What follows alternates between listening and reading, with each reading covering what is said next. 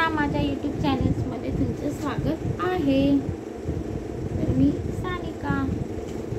तर आता मी काय करते, खूप दिवस झाले भाजीच घेतली नव्हती। आता मी बघा ना भाजी साफ करते, मुळा घेतलाय मुळा साफ करते। तर ना खूप दिवस झाले ना मी भाज्या आहेत ना खाल्ल्याच नव्हत्या, तर आज मी भाज्या घेतल्या ते। तर आता मला लाईव्ह पण यायचं होतं, पण मी काय लाईव्ह काय आलेच नाही। मला यायची इच्छा होती काल, पण कसं ना मला आहे ना खरंच आहे ना टाईम आहे ना मला आहे ना भेटलंच नाही लाईव्ह यायला। तर बघू आज मी आहे ना नक्की येईल। आता माझा मुलगा पण झोपलेला आहे, तर म्हटलं की चला आता व्हिडिओ बनवावा। तर जरा म्हटलं थोडंसं बोलावं तुमच्यासोबत जरा। आता काय करणार, व्हिडिओ ते काय बनवावं तर लागणारची एकटीच आहे ना, कोणाचा सपोर्ट नाही। मुलगा आणि मीच आहे, त्याला शाळेची फी भरायची आहे, सगळं काय काय मला एकटीला करायचं आहे। काय करणार, कोणाचा सपोर्ट असतं तर कसं ना मला ना जरा आहे ना बरं वाटलं असतं। असं वाटतं की एकटं असं आहे ना, एकदम असं ना एकटे ना मला असं आहे ना वाटतं। म्हणजे काय बोलायचं आता तुम्हाला। आता मी ना माझा मुलगा मला सारखं काय बोलतो, मम्मा पप्पा कधी येणार, पप्पा कधी येणार। तर मी बोलते की पप्पा येईल पप्पा येईल। तर मला बोलतो की मम्मी मला ना पप्पाला नाही ना गिफ्ट द्यायचे। मी म्हटलं ठीक आहे तू आहे ना पप्पा आहे ना येईल। तर म्हणतो नाही मम्मी मला ना मी पप्पासाठी ग्रीटिंग बनवून, त्याने काय केलं आय लव्ह यू पप्पा असं ग्रीटिंग बनवलं, मला टाकलं। म्हटलं ठीक आहे। ते एक दिवशी ना मला आहे ना काय बोललं माहिती का, आता किती 4-5-7 दिवस झाले माझा मुलगा मला बोलतो मम्मी पप्पा ना रात्रीचे आहे ना घरी आहे ना आला होता, 3 वाजले होते आणि 4 वाजता घरी गेला। मी म्हटलं काय बोलते हा बरळतं की काय। म्हटलं नाही मम्मी मला हा ना 2-3 वेळा बोला नाही मम्मी तू झोपली होती, मी इथं बसले ना, इथं पप्पा बसला होता। म्हणजे असं मला बोलतो की इथे पप्पा बसला होता, पप्पा मला ना मांडीवरती घेतलं, पप्पाने मला प्यार केलं, पप्पी बिप्पी घेतली, किचनमध्ये जेवण वगैरे बघत होता, भूक लागली होती पप्पाला, पप्पाची खूप इच्छा होती जेवायची वगैरे हे ते। तर मी म्हटलं की काय पण नको, नाही मम्मी पप्पा 2दा-3दा आला होता, तुला माहिती का तू झोपली होती तर पप्पा बोलत होता मम्मीला परेशान करू नको, मम्मी एकटीच आहे, मम्मीची काळजी घे, मम्मीला सतू नको, मम्मीला मन जास्त की नाही रडू नको। तर माझा मुलगा 7 वर्षाचा आहे ना, आता काय माहिती तो मला असा बोलला। तर ठीक आहे, कदाचित लहान मुलगा आहे, लहान मुलं तेव्हा घरातच असतात, त्यांना कदाचित त्याला माझ्या मुलाला माझे हस्बंड दिसले पण असेल, कदाचित आले पण असेल, कारण का त्यांचा जीव होता त्याच्यावरती। कारण का मला आहे ना मला तर काय मला फक्त ना कसं माहिती का त्यांचा ना असं ना भास होतो। पण अमावस्येच्या दिवशीची गोष्ट मी तुम्हाला सांगते। आता ती काय बोलतात पाऊस झाला ना, तर ते मार्गशीरच्या अमावस्या मला ना असं ना एकदम असं ना अंगाचं थरथर बेचैनीशी होत होतं, एकदम भात झाल्यासारखं होतं। माझ्या जवळपास आसपास कोणतरी आहे मला असं वाटलं। तर मग आता ना परवाच्या दिवशी ना माझ्या ना नवऱ्याला ना मिठाई खूप आवडते, खूप म्हणजे खूप आवडते। त्यांचं कसं होतं माहिती का, त्यांचं ना महिन्याला आहे ना त्यांना ना मिठाई वगैरे आहे ना एकदम असं मिठाई ना ते दर महिन्याला ना मिठाई ना घेऊन यायचे, तर त्यांना मिठाई खूप आवडायची। तर मला ना स्वप्नामध्ये ना मिठाई वगैरे घेऊन आले, मला बोलतात की मला ना मिठाई खूप आवडते सानिका, मला मिठाई पाहिजे खायला।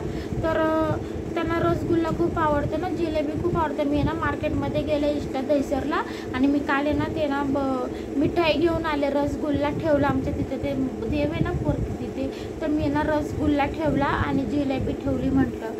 कारण का कसं असतं माहिती का, माझ्या नवऱ्याला आहे ना जाम भूक लागायची। ते ना त्यांना ना एवढी भूक लागायची ना, सानिका मला बोलते सानिका मला लय भूक लागते, मला खायचे, मला खूप जेवायचे। पण आहे ना पण ते कसं आहे ना त्यांना ना ते अन्ननलिका खराब झाली होती, म्हणून त्यांना पोटामध्ये ना जेवणच जात नाही, एवढं बारीक झालं, एवढं अशक्तपणा आहे ना एकदम झालं। तर त्यांना ना खाल्ले की उलटी वगैरे व्हायची।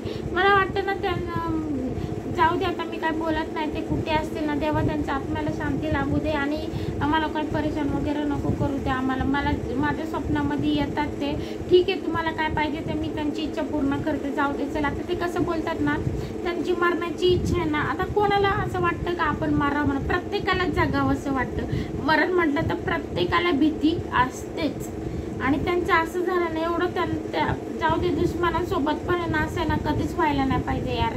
खूप वाईट वाटतं मला तर हे ना. ते मी तर रडायची पण इच्छा होती, वाटते काय करू पण रोड पण नाही शकत. कोण ना कोण येतं, मैत्रिणी वगैरे येतात, त्यांना माहिती होतं ना, मग ते बघायला येतात.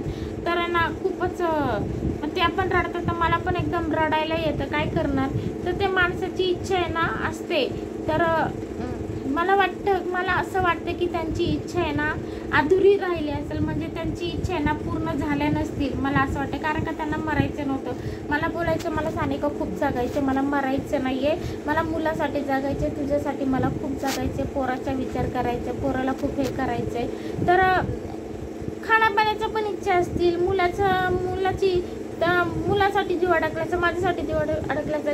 मी देवाला एवढंच म्हणते, असं काय अडकल्या नको वाटू दे. मला जाम भीती वाटते अशा गोष्टीमध्ये, कारण का मी एकटीच असते आणि मला कोणाचा सपोर्ट पण नाही ना, आधार पण नाही. चल बाबा मोठी व्यक्ती आहे या घरामध्ये असं कोणीच नाही आहे. माझा मुलगा आणि मीची अख्खं रात्रभर आहे ना, मीच ना झोपते. मला रात्रीची झोप पण येत नाही. कसं माहिती का, मला एकदम अशी ना बेचैनीशी होती. डोळे असं झाकलं ना रात्रीची, जाम मला भीती वाटते असं ना. मग मला ते ना डोक्यामध्ये आठवतं, परत समोर फोटो. ते आता आम्ही एकत्रच 3 जण राहिलो ना, माझा मुलगा आणि माझा नवरा, मी, आणि तसं 3 वर्ष झोपूनच होतं ना. एकदम मला ते एकदम असं आठवतं ते. आणि जसं ते झाल्यापासून ना, ते माझ्या हजबंडचं झाल्यापासून ना, त्या दिवशी मेले ना, त्या रात्रीपासून, म्हणजे ती मैत वगैरे आणली होती, ते नेलं त्या रात्रीपासून ना, ते काय बोलतात ते, मी सगळं बघितलं ना, त्यांची मैत आणली होती, ते सर्व काय माझं, परत ते हॉस्पिटलमधून, परत ते त्यांचं ते बरंचसं काय मी बघितलं, ते माझ्या डोळ्यासमोर सगळं दिसतं. मला ते जाम आठवतं. आठवून एकदम मला नाही अशी एकदम भीती वाटते. अजून बराचसा अनुभव आलेला आहे मला, माहिती का, पण कारण का मी त्यांची बायको होती ना, म्हणून मग मला ते ना पूर्ण थोडासा त्रास म्हणजे एकदम असं ना, मला वाटतं की एकदम भास होतो, असं वाटतं की जवळपास आपलं आहे कोणीतरी. तर अजून एक मला ना सत्य घटना आहे. तुम्हाला वाटेल की सानिका खोटं बोलती. जसं माझ्या नवऱ्याचं वारलं त्याच्या दुसऱ्या दिवशीची एवढी खतरनाक आहे ना गोष्ट, आता तुम्हाला खतरनाक आहे ना, जे माझ्यासोबत झालं ना ते मी तुम्हाला सांगणार आहे. तर आत्ता आपण बाय करूया. आता मला थोडंसं नाही बघा, भाज्या वगैरे आहेत ना त्या साफ करायच्या. ते आता किती वाजले की 5 वाजलेले आहे. तर आता मुलाला अर्धा तासाने उठवणार आहे. 5:30ला त्याला काय दूध बिस्किट वगैरे खायला प्यायला भरवणार. 6 वाजता ट्युशनला मी त्याला घेऊन जाणार आहे. तर चला आपण आहे ना माझी स्टोरी अजून एक तुम्हाला सांगायचं, मला दुसरं आहे ना व्हिडिओमध्ये सांगणार आहे. आणि मी काय करू, लाईव्ह येऊ का रात्री संध्याकाळी किती वाजता, ते 6 वाजता नाही, मला ट्युशनला सोडवायचं आहे. 6 कदाचित 8, 7, 9 वाजता तर लाईव्ह आली तर येईल, नाही तर उद्या चालेल. तर मला कमेंट्समध्ये सांगा. तर जो कोणी नवीन असेल ना तर मला नक्की सबस्क्रायबर करा, आणि आपलं म्हणून हक्काने मला ना सबस्क्रायबर करा. आणि मला खूप सपोर्टची गरज आहे, प्लीज ना. आणि मला ना नक्की लाईक करा. चला भेटूया आपण दुसऱ्या व्हिडिओमध्ये. बाय.